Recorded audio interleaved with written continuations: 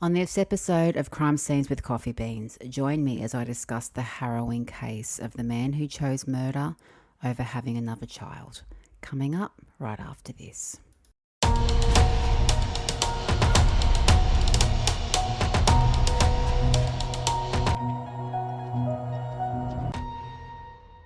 Hello, my true crime friends. Welcome to another episode of Crime Scenes with Coffee Beans. I'm your host, Belinda Brady, and welcome everybody. Welcome to my little podcast where I talk about true Australian crime while I drink coffee.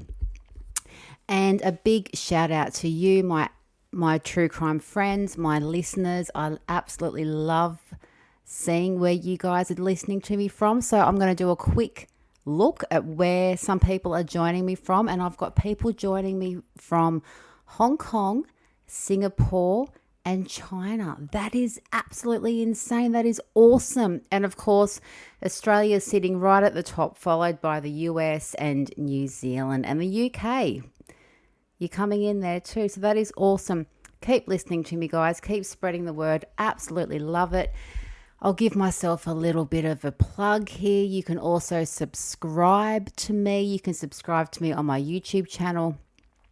And you can also subscribe up on the Buzzsprout website. If you do subscribe, you get bonus episodes of ghost stories. Who doesn't want to hear about Aussie ghosts? You know you do, and I want to talk about it. So let's do it. Now, what am I drinking? I am drinking a 7-Eleven coffee.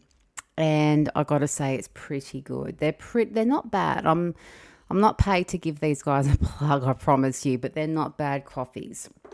They will do for this humid Sunday afternoon, which is where I find myself recording from. It is so humid in my part of Australia. It is disgustingly humid. But I will still always pick a hot coffee. I don't know. Must be some kind of genetic fault with me, I guess. And whatever you guys are listening, however you guys are listening to me, whether you're at the gym or driving to work, driving home from work, sitting down with a coffee, settling in for a night, settling down for the night. Hope you're caffeinated.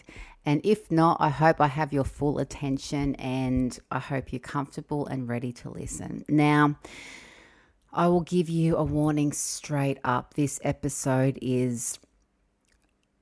murder is unbelievably disturbing. Now, they all are, but this one is. I remember seeing a true crime a true crime documentary covering this years ago, like when it first happened. And it was so disturbing for me then. And I actually really questioned if I wanted to cover this, but the murder victims, their stories need to be heard. And what their killer did to them needs to be heard as well, because what he did was so disgusting. We can't forget that, and he needs to be remembered for that. So I will give you a heads up. It does discuss child murder, and it is very disturbing. So listener discretion is advised. Now, what my sources for this episode are mugachinos.com, murderpedia.org, serialkillercalendar.com, theage.com.au, mamamia.com.au, smh.com.au, Austli, and I'll spell that AUSTLII.edu.au, and that is it. Oh, I'm sorry, and abc.net.au. So whatever you're up to, let's get into it. Let's get comfy. I'm going to have a quick sip of my coffee. And I do apologize if that sip sounds gross. Normally I edit the sips out, and I'm deciding, well, do I want to keep them in there? Because the whole idea is I'm talking to you while I drink coffee. So this is the first sip I haven't edited out. If it's gross, tell me. And if it's okay, let me know. All right, let's get stuck into it.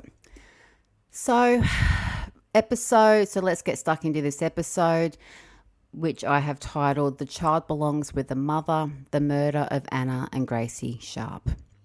Now, some of us feel trapped in our life situations. This is nothing new. Whether that be a job or a friendship or a relationship, most of us have the ability to think about things reasonably and make the next move to better our situation. And this, of course, can be said for relationships, but for some reason, not all of us have that ability to see things clearly, or that want to see things clearly. Some of us will go to horrific lengths to get out of a marriage and a family situation to better their own. And for some, that length is murder. Now, this crime, like I said previously, is so brutal, so horrendous. It will leave a mark on you long after you've heard about it. But their stories need to be told. So I will tell them. So let's go. Let's get stuck right into this. This is the story of one man's, and I guess only he will ever know why he made this decision. One man's unbelievable decision to get out of marriage and having a second child. That's pretty much the crux of it. So let's go. John Miles Sharp was born on the 28th of February 1967 in Mornington, Victoria. When he was 27, he met Anna Kemp, who was 31. Now, Anna was born in New Zealand and had moved over to Australia, and they both started working together at the Commonwealth Bank, which is a major bank here in Australia, and the two began a relationship. Now, things moved pretty quick, and they ended up getting married in 1994.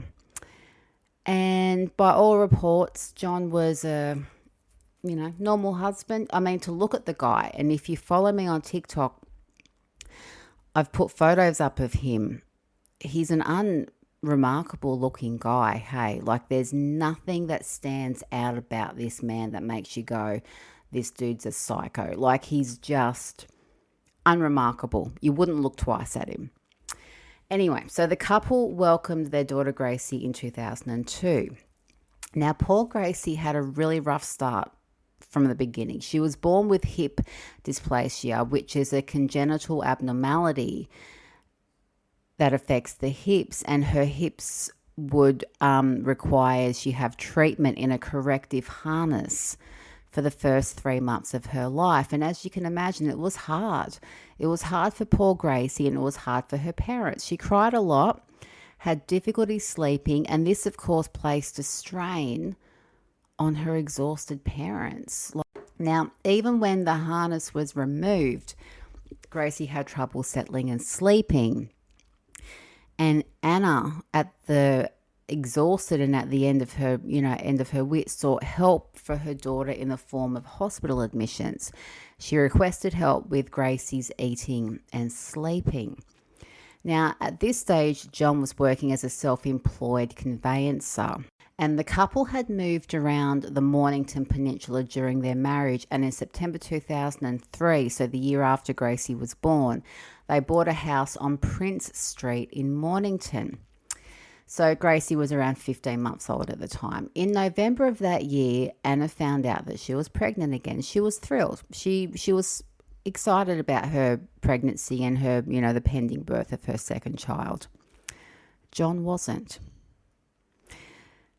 He decided pretty quickly he didn't want another child. And he very quietly, very quickly began to resent his wife.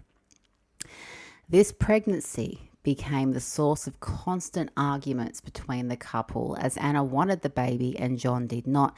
John even questioned whether the baby was his or not. Now, at some point, they moved into their new home on Prince Street, and not long after, John bought himself a high-powered spear gun. Now, apparently John had shown zero interest in spearfishing, but for some reason, he went out and bought himself a spear gun with the spears. Now, a quick note for those of us who are not familiar with a spear gun, it is a gun, as the title says, but instead of a bullet, it shoots a spear and is used for fishing. Now, John never took this spear gun out fishing. Like I said, he'd shown no interest in it previously. He did test it out in his backyard so he could be familiar with it. but that's about it.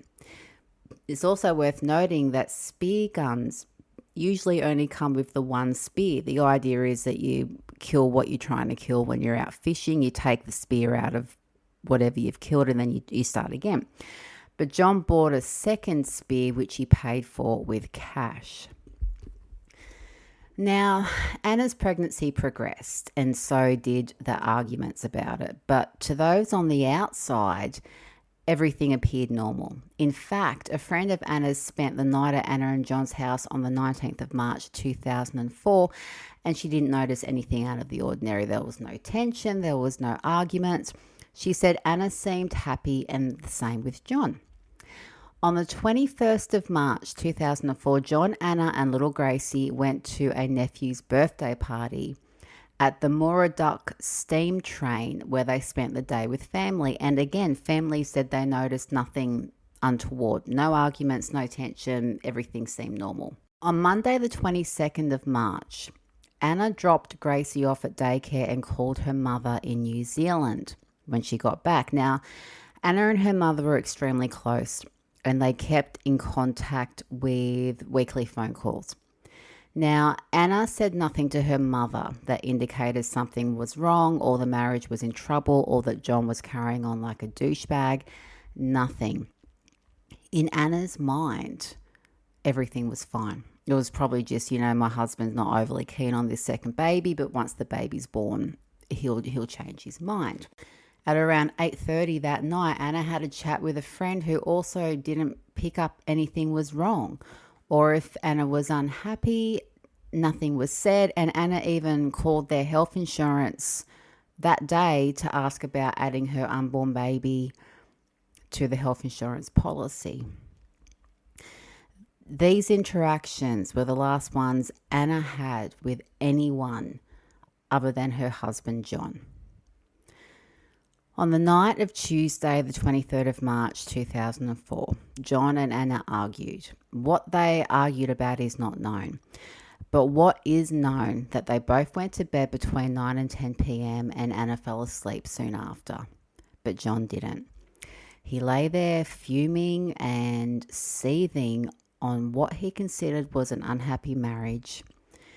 And after laying there for a while, his anger and resentment toward his wife reached fever pitch, and he got up and went to the garage where he retrieved his spear gun. He loaded it with the spear and went back to the bedroom. There, he walked over to his wife, who was still sleeping, and shot her at almost point-blank range through the temple. She was still breathing, so he put another spear in the spear gun and shot her in the temple again, close to where he had already shot her. She died almost instantly after this. John then got some towels and threw them over his dead wife's body so he wouldn't have to look at it, and went downstairs to fall asleep on the lounge. Gracie slept through the whole thing. The next morning, John dropped Gracie off at childcare as usual and prevented a TV repairman from coming into the house. Now, the TV repairman had already been pre-booked, but John prevented him from coming in the house because he no doubt would have discovered Anna's body in the bedroom. Now, John tried to get the spears from Anna's head, but they were stuck. So he unscrewed them. He unscrewed the shafts and left the spears in her head. He then buried her in a shallow grave in the backyard. John then came up with a story that his wife, his pregnant wife, up and left him for another man, and on the 25th of March, he told two of her friends that had asked after about, so two friends asked about her, and he told her two friends that she had gone but couldn't be contacted on her phone. The next day, which was a Friday, John took Gracie to daycare, and it was there he told the staff that he and Anna had separated and that Gracie wouldn't be coming back. I know what you're thinking. This is giving Chris Watts vibes. Bad Chris Watts vibes. John then went home and called his mother-in-law Anna's mum in New Zealand, who at this stage had left several messages checking up on her daughter. Like I said, they were close. They spoke several times a week, if not once a week. And mum, I'm guessing mum knew something was up and was trying to reach her daughter. Now, John told her that Anna had left him for another man and that he was expecting her to come back on the Sunday and collect Gracie. But Anna's mum wasn't buying any of this. There was no way in the world her daughter would leave her husband. No way, especially at 20 weeks pregnant. There was just no way. Meanwhile, John's thoughts focused on covering his ass and making Anna look like the bad guy. So he was already making out to Anna's mum, hey, she's up and left me. Your daughter's a horrible person. She's left me. She's having an affair, blah, blah, blah. But he also told her mum that Anna was coming back to get Gracie. So he had to do something about Gracie. Now, he took his daughter to a sporting store and bought another spear for the spear gun. On the night of the 27th of March 2004, John put Gracie to bed. He then went and downed several glasses of whiskey and coke, and at about 9:10 p.m. he went and got his spear gun. He walked over to his infant daughter's cot, aimed the spear gun at her head, closed his eyes and pulled the trigger. The spear struck her on the left side of her head and penetrated her skull, but she didn't die. She started screaming in pain with the spear still in her skull. John ran downstairs and grabbed another 2 spears and went back to his daughter's room where he fired them into her head, but she still didn't die. He then pulled the first spear from her skull and fired it at her. He fired it at her head again, and it was only then did she die. John had days, he had minutes to stop this, to think of another way, to not harm his daughter, and he didn't. Even when he fired that first spear and his little baby daughter was screaming in pain, he could have stopped it. He could have rushed her to a hospital and made up some bullshit story to get her help, but he didn't. He, in fact, made sure she died in the most gruesome, horrendous way.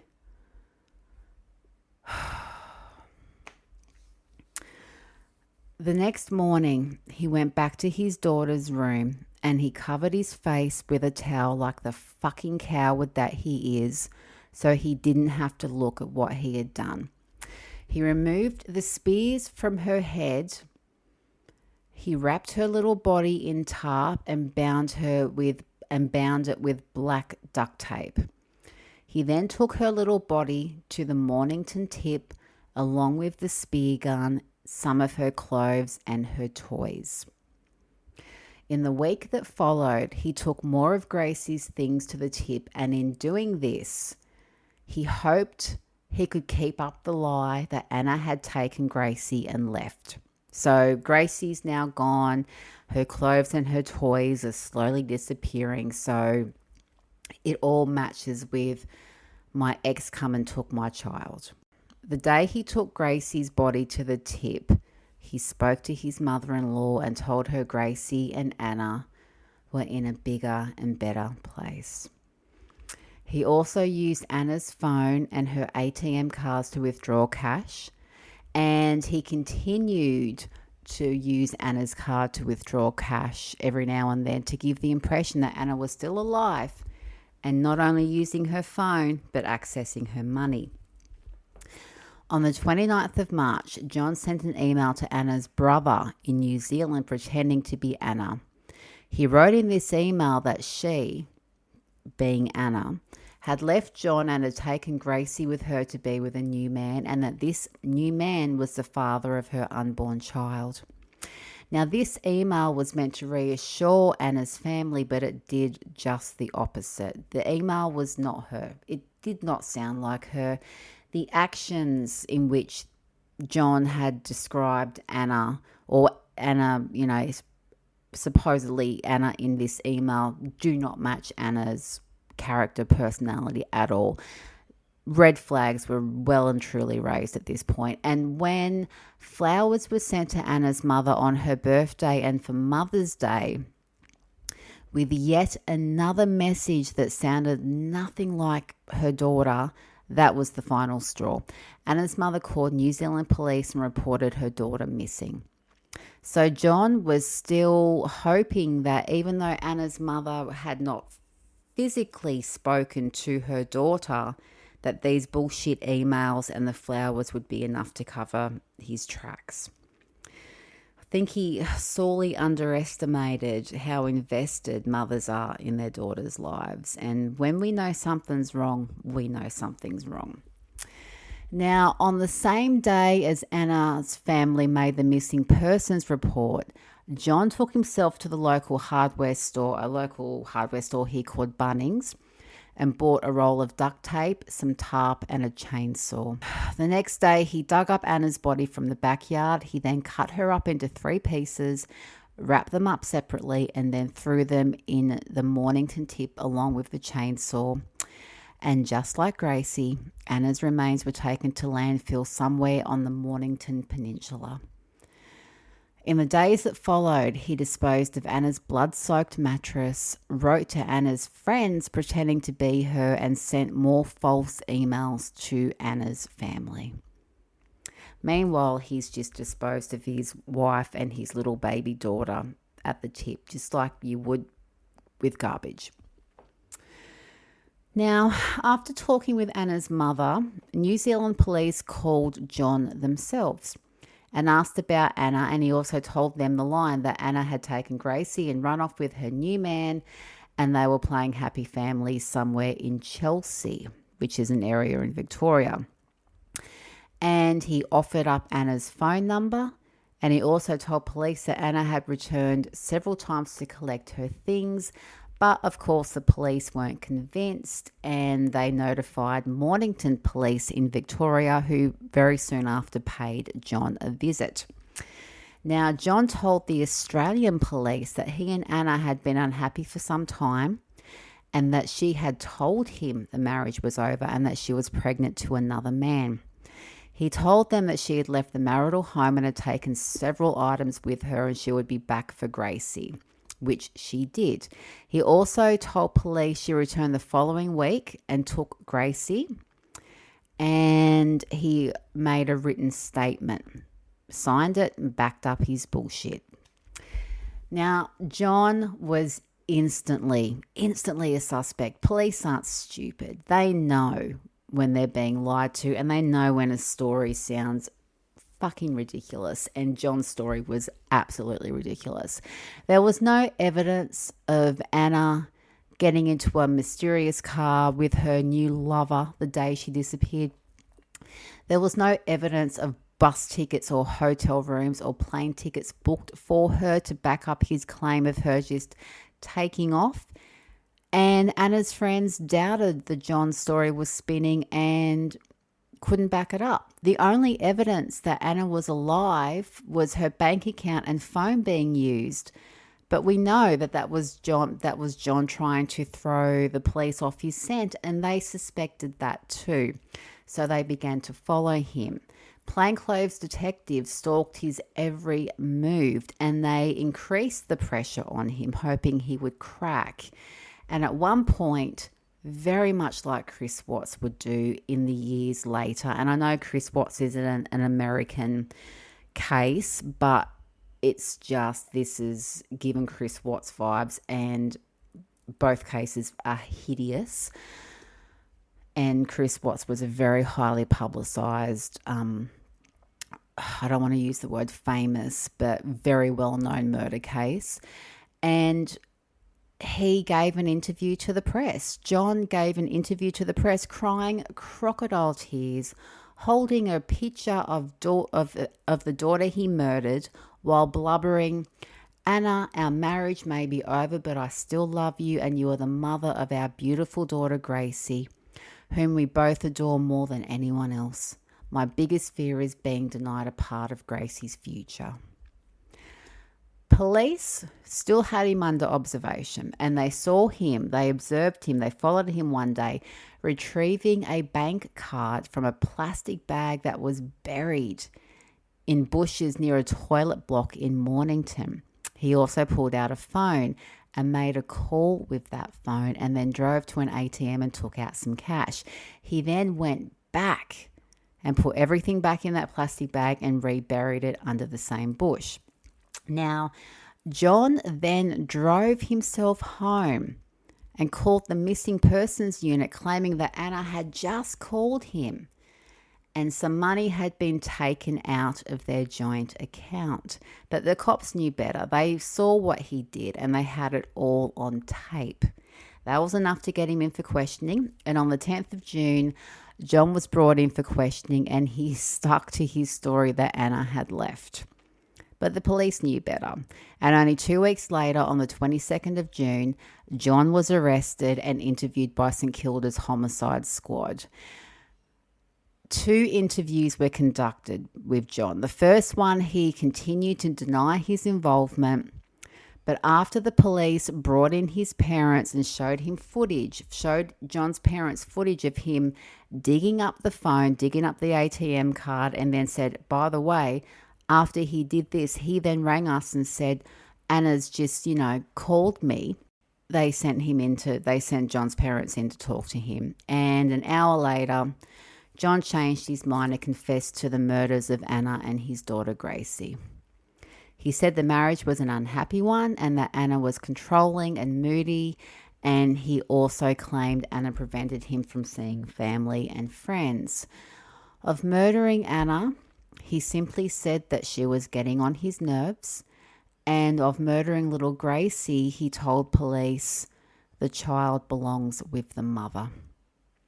He also told them, I was thinking of taking care of Gracie by myself, and just amongst all this madness, that's when I lost the plot.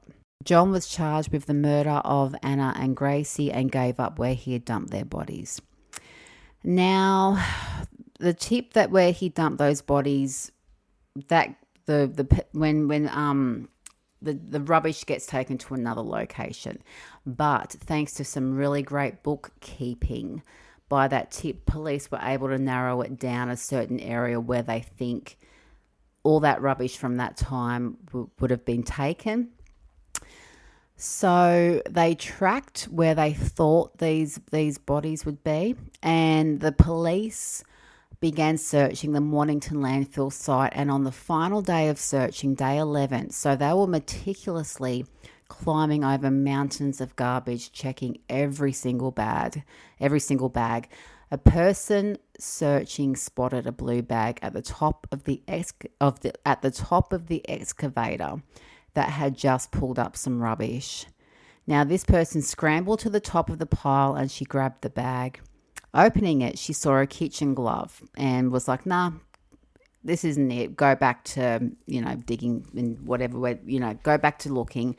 But she feels that something is off. So she goes back to that bag. She digs a little deeper and discovers that what she thought was a kitchen glove is in fact a bloated, decomposing human hand and arm. It was Anna's arm.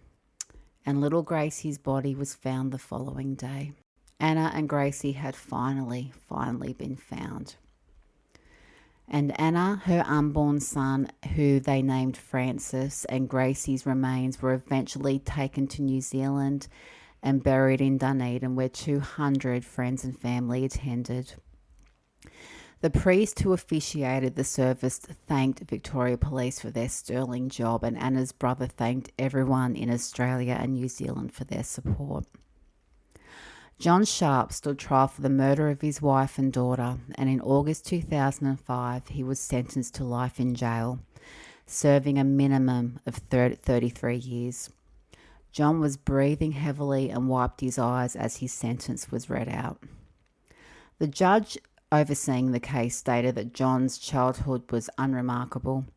His parents were well liked, his 4 siblings were well liked, and apart from a few social problems, which we all have, nothing really stood out. There was no underlying psychiatric illness, and he was eventually described as socially inept, dependent, passive, and a retiring individual who was unable to or reluctant to confront problems. Anna's mother, who watched the court case on a live stream from New Zealand, burst into tears when the sentence was read, and John's parents described the crimes as horrific. One of John's nieces, only identified as Amanda, issued a statement saying it was on behalf of the non-supportive family members of John Sharp. We would like to say that John's crimes have stolen 3 beautiful and precious lives. We also send our heartfelt condolences to Anna's family in New Zealand, whose pain and suffering is tremendous. Amanda also thanked police in Victoria and New Zealand for pursuing the case. John Sharp is currently serving his 2 life sentences in protective custody in jail, and he is doing so thanks to threats on his life by other inmates. He will be eligible for parole when he is 71. And I'll say it again and again, I do not understand why they don't just leave. Look at what he did. Look at what he's done. He's destroyed 2 families. And for what? Because he was too gutless to leave. It's fucking mind-blowing. It really is. I would like to extend my heartfelt sympathies to Anna and Gracie's family. I am so sorry this happened to your beautiful daughter and granddaughter, and may they rest in peace. And that's it, guys. Another episode of Crime Scenes with Coffee Beans done and dusted. Thank you so much for listening. Thank you again for your company. If you have any feedback, if you have any comments, if you have anything you'd like me to cover, I do like covering crimes in Australia, unknown, known, in between. Please let me know. Don't be shy. Send me a comment. I don't bite. And until next time, guys. Oh, you can also buy me a coffee. You can subscribe. You can subscribe on YouTube and Buzzsprout. I know I've said it, but I'm going to say it again. And you can send me a text. And yes, you can buy me a coffee. I'm going to say that again too. And until next time, guys, as always, thank you for your company. Stay safe, stay cool, stay caffeinated, and I will catch you all later.